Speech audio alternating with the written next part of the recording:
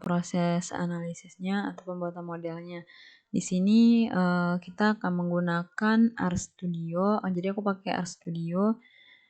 Oh ya, jadi di sini model Sarima yang kita pakai itu bukan model Sarima yang ada di model intervensi ya. Jadi karena kan di model intervensi kita juga bikin model Sarima lagi kan nantinya. Nah, tapi ini model Sarima yang bukan yang di dalam intervensi. Jadi model Sarima yang sendiri gitu. Nah, di sini ada beberapa package yang udah aku install. Nah, sebenarnya ada banyak yang sebenarnya nggak semua kepake sih sebenarnya. Di sini karena sering nyoba-nyoba jadi banyak package yang aku install gitu, yang kepake sebenarnya hanya beberapa. Nah, mungkin nanti aku bakalan share ininya. Untuk sintaksnya aku nanti bakalan share. Nah, di sini aku udah punya datanya. Masukin dulu datanya.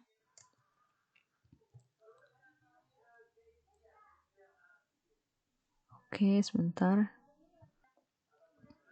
Oke, ini kita baca dulu datanya, kita masukin datanya.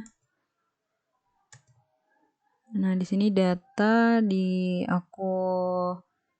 aku perkecil lagi datanya. Aku mau ngambil semua baris dan kolomnya itu aku mau ngambil kolom 2 sampai 4. Sebenarnya dari data yang aku punya ini ada beberapa kolom yang gak semuanya kepake. Yang kepake itu cuma kolom 2 sampai 4 ya. Ini bentuk datanya kayak gini. Jadi datanya ada terdiri dari tahun, bulan, sama total. Total di sini adalah total penumpang ya. Total penumpang domestik pada bulan Januari, Februari, dan seterusnya. Kemudian ini nanti kita lihat.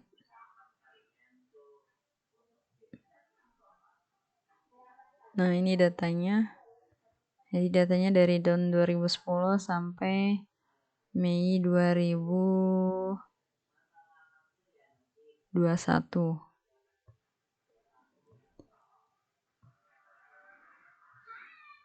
Lanjut, ini summary datanya, standar deviasinya. Nah, di sini kan tahap yang pertama tadi kita harus bikin dulu membuat plot data deret waktu untuk mengidentifikasi pola data. Nah, ini aku mau lihat plot data deret waktu dari data yang aku punya. Ini keseluruhan data dulu ya.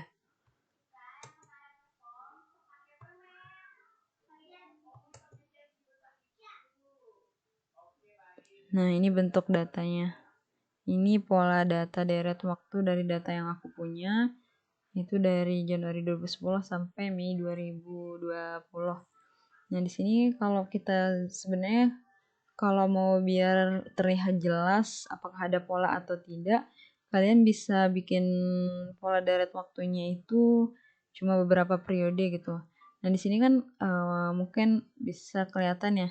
Di sini ada pola yang berulang yaitu mungkin bulannya mungkin untuk yang biar lebih jelas kalian bisa bikin pola data deret waktunya pakai Excel gitu ya. Nah, di sini ada pola yang berulang itu setiap tahunnya ada puncak terus turun, nanti ada puncak lagi, pokoknya berulang. Di sini bisa kalian lihat ada pola berulang yang mirip ya untuk setiap tahunnya. Tahun 2010 bentuknya kayak gini, terus nanti tahun 2012 bentuknya gini, hampir mirip gitu. Bentuknya cuma lebarnya aja yang beda gitu. Nah, dari sini aku bisa menyimpulkan bahwa ini termasuk yang mempunyai pola musiman, sehingga aku pakainya Sarima kayak gitu lah. Atau mungkin nanti kalian bisa lihat pakai Excel sih kalau mau biar terlihat lebih jelas. Kemudian kita lanjut yaitu membagi data menjadi data training dan data testing atau data latih dan data uji. Seperti panduan yang tadi, di sini aku membagi data latihnya dari Januari sampai Agustus 2020, kemudian data ujinya September sampai Mei 2021 gitu ya. Oke. Kita bagi datanya.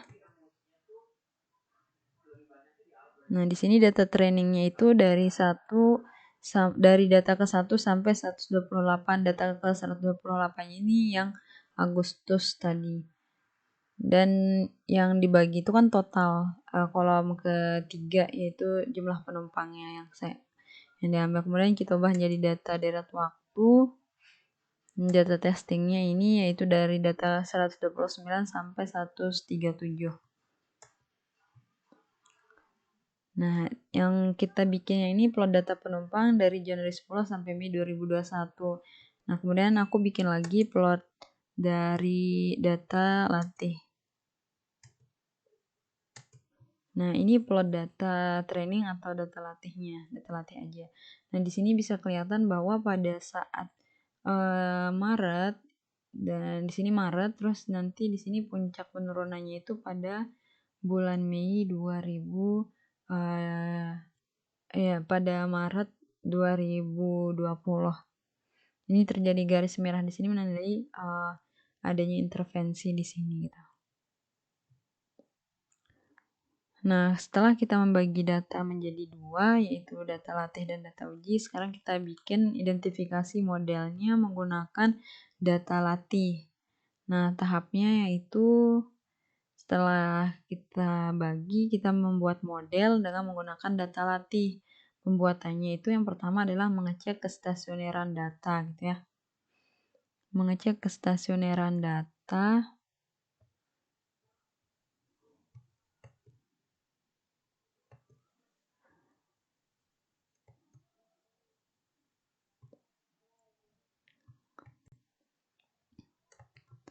Nah, di sini bisa dilihat bahwa untuk mengecek kestasioneran data bisa kalian pakai plot ACF dan PACF gitu ya.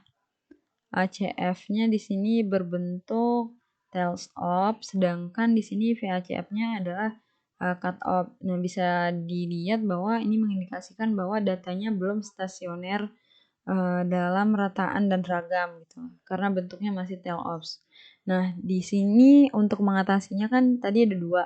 Kalau dia rataannya belum stasioner, berarti kita melakukan differencing. Kalau ragamnya belum stasioner, maka dilakukan transformasi box plot gitu. Nah, tapi di sini yang aku pertama kerjain adalah menstasionerkan data dalam rataan gitu. Karena nanti penanganannya lebih sederhana, yaitu dengan melakukan pembedaan aja gitu.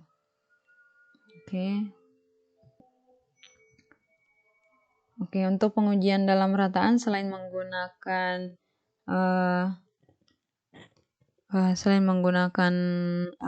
plot ACF, juga bisa menggunakan dengan uji ADF test ya. Sini kita cek uji ADF testnya.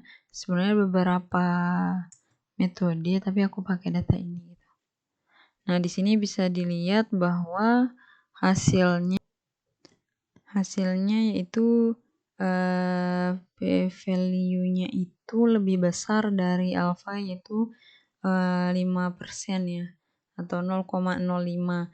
Berarti datanya belum stasioner dalam rataan. Nah, solusinya apa? Maka kita lakukan differencing atau pembedaan sebanyak 1 kali. Nah, di sini yang aku lakukan adalah melakukan differencing terhadap unsur yang non musiman dulu gitu.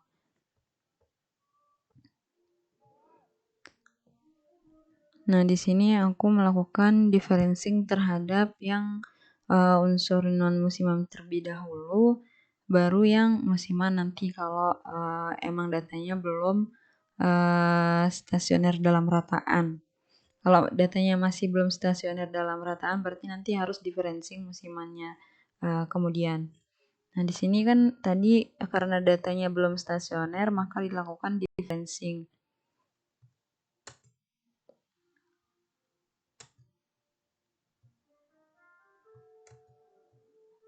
Nah, di sini udah ada hasilnya bahwa untuk yang plot dari data yang udah di differencing, terutama yang untuk non musimannya itu adalah terlihat udah lebih stasioner daripada sebelumnya. Namun di sini ada yang sangat jauh berbeda karena di sini ada unsur intervensinya seperti itu. Nah, tapi kalau kita pakai uji ADF tes itu hasilnya nanti p-value-nya itu udah lebih kecil daripada alfa yaitu 0,01. Berarti datanya sudah stasioner dalam rataan. Berarti kita tidak perlu melakukan differencing terhadap musimannya lagi. Kalau memang nanti hasilnya masih belum stasioner, baru kalian nanti differencing unsur musimannya. Nah, kemudian setelah melakukan dalam rataan, kita cek juga apakah udah stasioner dalam ragam. Nah, di sini di codingannya bisa terlihat bahwa data positif, di sini aku namanya data positif variabelnya, kemudian training different museum. Jadi data yang udah di differencing itu untuk pengecekan data dalam ragamnya itu data yang udah di differencing. Jadi setelah kita differencing apakah datanya udah stasioner dalam ragam enggak gitu. Kita mau cek gitu. Nah, di sini pengecekannya itu menggunakan metode box-clock. Nah, metode box-clock ini syaratnya datanya tidak boleh negatif. Karena kita melakukan differencing, kalau nanti dilihat di datanya, data hasil differencingnya itu akan bernilai negatif. Ada data yang bernilai negatif. Sehingga kalau kita pengecekan kestasioneran dalam ragam dengan menggunakan box-clock, tidak akan tidak bisa karena ada data yang negatif. Sehingga di sini cara mensiasatinya itu adalah aku menambahkan konstanta di setiap datanya. Konstantanya bebas, asal gimana caranya supaya datanya bernilai positif. Nah, sebenarnya itu tidak mempengaruhi sih sebenarnya apakah datanya berpengaruh atau tidak nanti itu. Ini cuma buat ngecek apakah datanya udah stasioner dalam ragam atau enggak gitu. Jadi penambahan konstanta di sini tidak apa-apa ya karena semua data dijumlahkan atau ditambahkan dengan konstanta yang sama. Di sini biar datanya positif aja biar kita bisa menggunakan box-clock untuk mengecek kestasioneran dalam ragam. Nah, di sini setelah ini konstantanya yang dijumlahin bebas ya. Gimana data kalian supaya positif kalau kasusnya sama kayak data yang aku punya.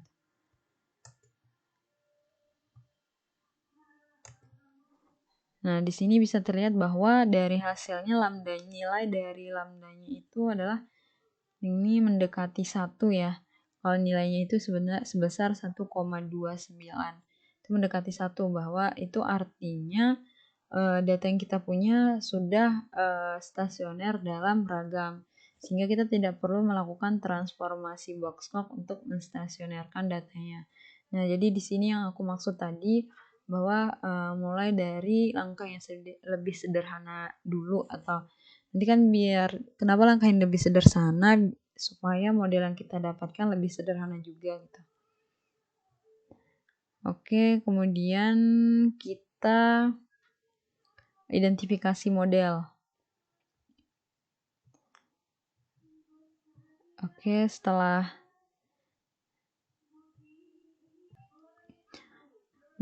kita mendapatkan datanya stasioner, tahap selanjutnya adalah melakukan identifikasi model Sarima.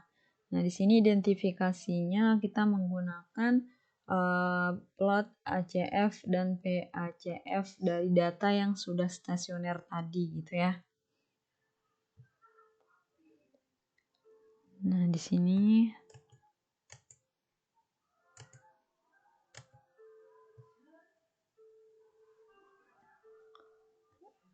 di sini aku mau jelasin sedikit. Nah, ini adalah data yang kita gunakan atau plot ACF dan PACF yang kita gunakan untuk menentukan model awal dari Sarimanya. Di sini cara penentuannya mungkin kalian udah tahu ya, mungkin bisa dibaca sendiri lebih detailnya gimana.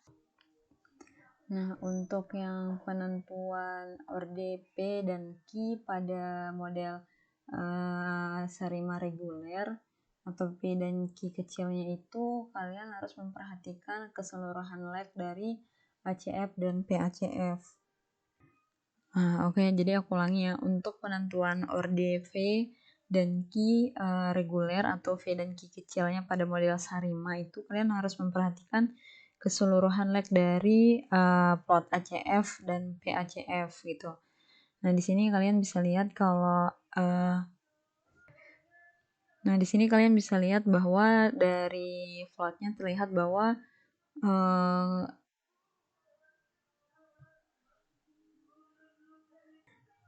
nah, sedangkan untuk yang Arima musimannya, yaitu penentuan orde P dan Q kapitalnya itu dilakukan dan memperhatikan leg-leg tertentu gitu.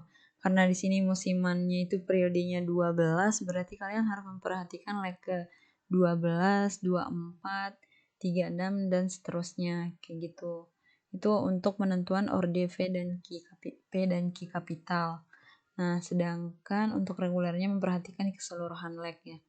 Nah, dari sini kalian bisa lihat bahwa untuk penentuan orde P itu dia akan bernilai kalau plot PACF-nya itu cut off, sedangkan untuk Q-nya itu jika cut off di ACF gitu.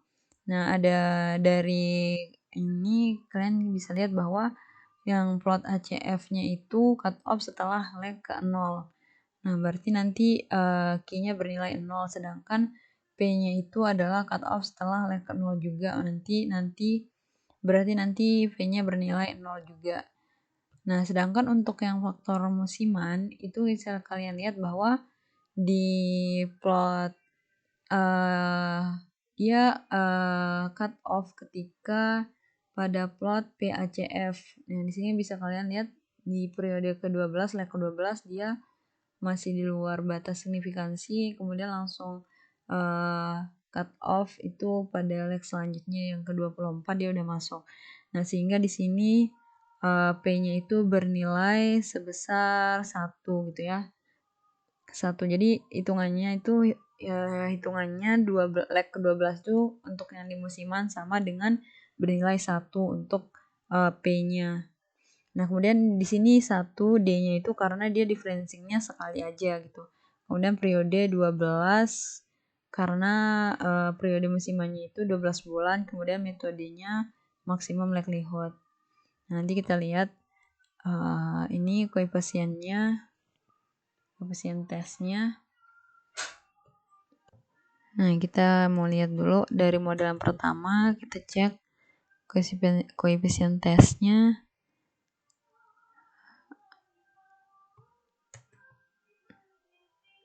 Nah, di sini bisa terlihat bahwa koefisien tes, hasil dari koefisien tesnya itu adalah signifikan ya, untuk karena value-nya kurang dari 0,05. Kemudian di sini summary fit-nya buat ngeliat nilai dari ME, RMSE dan lainnya.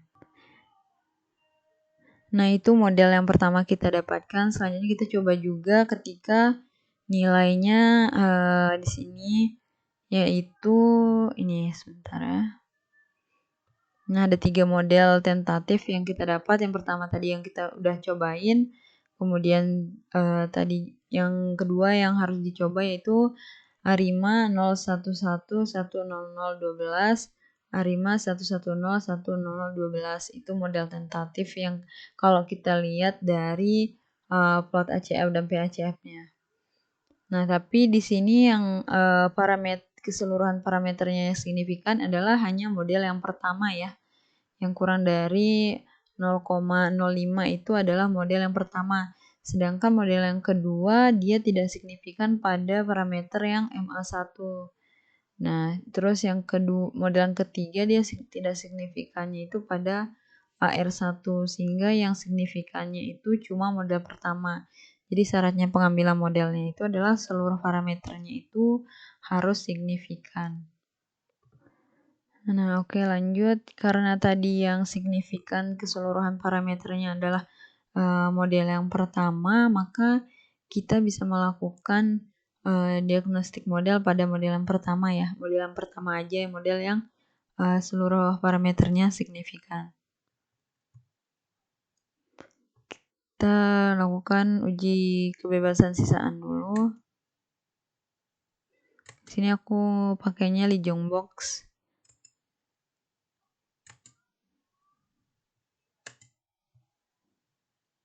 Bisa juga pakai plot ACF dan PACF dari residualnya. Tapi kekurangannya kalau pakai ACF dan PACF dari residual, biasanya dia ada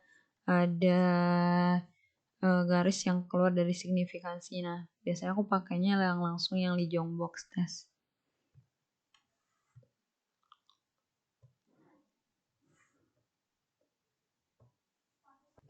Nah, dari hasil uji kebebasan sisa Anda menggunakan Lijong Box test, di sini p-value-nya lebih besar dari 0,05 ya, berarti dia tidak terdapat autokorelasi. Nah, akan lebih baik ketika kalian melihat dengan Lijong Box test yang menampilkan setiap leg-nya gitu. Yang di sini kan tidak ada yang kurang dari p-value-nya, tidak ada yang kurang dari 0,05, berarti dia sudah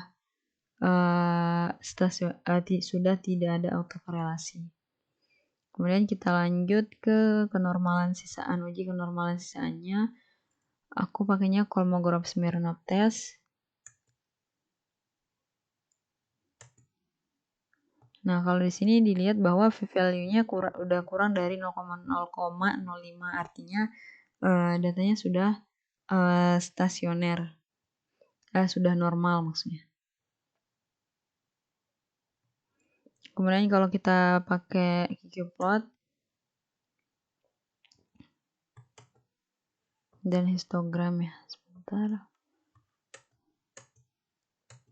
Nah, sini juga udah terlihat bahwa data yang kita punya itu sudah berdistribusi normal.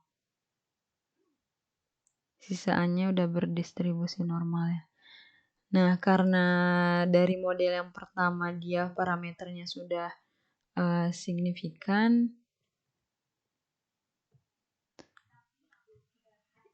karena yang tadi yang model pertama udah semua parameternya signifikan, terus semua uji terpenuhi, yaitu uji kebebasan sisaan dan kenormalannya terpenuhi, dia sisaannya bebas atau tidak terdapat autokorelasi dan sisaannya juga menyebar normal, maka dari model 1 ini kita bisa melakukan overfitting. Nah, tapi nanti ketika kalian tidak memenuhi model tentatifnya tidak ada yang terpenuhi, maka kalian akan mengulangi untuk membuat modelnya kembali sebelum melakukan overfitting. Nah, jadi dari model yang pertama tadi, kita bisa mendapatkan beberapa model untuk hasil dari overfittingnya gitu. Nah, di sini ada beberapa model. Nah, dari model yang pertama tadi, jadi aku dapat beberapa hasil overfitting, yaitu kan modelnya yang pertama itu adalah Arima. Nah, untuk overfittingnya di sini kan dengan cara melakukan penambahan satu orde pada model yang tentatif yang terbaik tadi. Nah, model tentatif terbaiknya kan yang ini ya, yang tadi.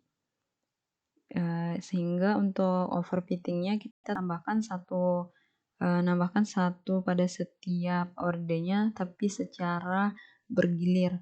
Nah, yang pertama kita tambahkan yang tentatif yang terbaik kan tadi yang ini yang pertama, yaitu 0101000. Nah, berarti untuk overfittingnya kita tambahin 1 pada orde P-nya dulu, berarti kan 110. Nah, karena kita udah coba di model tentatif 1101000, itu udah dicoba ternyata tidak signifikan, berarti model ini tidak usah dimasukin ke dalam overfitting. Nah, kemudian tadi kan P-nya kita tambahin 1. Nah, yang belum kita coba kita tambahin Q-nya, tambahin 1. Nah, nanti kalau kita tambahin 1, dia akan sama dengan yang model yang kedua, 011100. Jadi bergilir ya, tidak boleh secara bersamaan. Nah, berarti overfitting untuk yang kedua tidak perlu karena dia sudah tidak signifikan. Nah, kemudian kita tambahin pada orde yang P kapital yaitu 100 kan awalnya yang model tentatif tambahin 1 jadi 010200. Nah, itu bisa kita cobain sebagai model overfitting. Kemudian satu lagi di sini kita tambahin yang key yang belum ya. Berarti 010101. Nah, itu bisa jadi sebagai model overfitting. Nah, setelah dicoba tadi ini model-model hasil overfitting yang udah aku jelasin tadi, ternyata pada model hasil overfitting di sini tidak semua koefisiennya yang signifikan. Di sini bisa dilihat ada koefisien yang lebih besar dari p-value. Nah, berarti kedua model ini sudah tidak bisa dijadikan model terbaik, sehingga model terbaiknya adalah model tentatif yang pertama tadi, seperti itu. Nah, namun jika memang dari hasil model overfitting ini ternyata ada model yang signifikan seluruh parameternya, berarti nanti kalian harus melakukan uji asumsi, yaitu uji kebebasan sisaan dan uji kenormalan sisaan. Namun karena di sini model overfittingnya sudah tidak signifikan parameternya semuanya, berarti udah cukup, berarti model terbaik yang didapat adalah model yang pertama tadi. Nah, jadi model terbaiknya yang adalah yang orde 010100012. Nah, sehingga kita dari hasil itu kita coba model yang terbaik tadi coba kita ramalkan ya. Melakukan peramalan di sini. Nah, kita ramalnya itu forecast model terbaik kita memforecast dari model terbaik sebanyak 9 periode. Nah, ini kenapa 9 periode? Karena kita mau ngebandingin dari data ujinya tadi. Data ujinya kan ada sebanyak 9 periode ya kalau nggak salah, dari September sampai Mei 2021. Sehingga kita nanti mau lihat keakuratannya dengan data uji yang ada gitu. Nah, kita